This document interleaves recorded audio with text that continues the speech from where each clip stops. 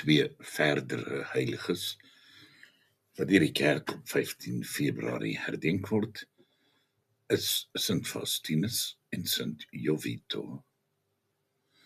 Terwyl baie Christene tydens die vervolging van Christene in die vroeë 2de eeu in die geheim geskuil het Faustinus en Jovito, twee broers van Brescia in Italië, die evangelie dapper in die openbaar bly verkondig.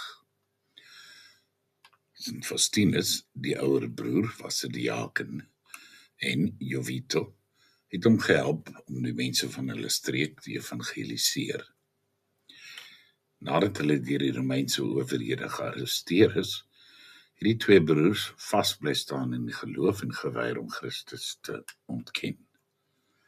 Hulle het wrede foltering verduur, insluitende geeseling, maar aan hulle geloof het hulle vasberade vasgeklou.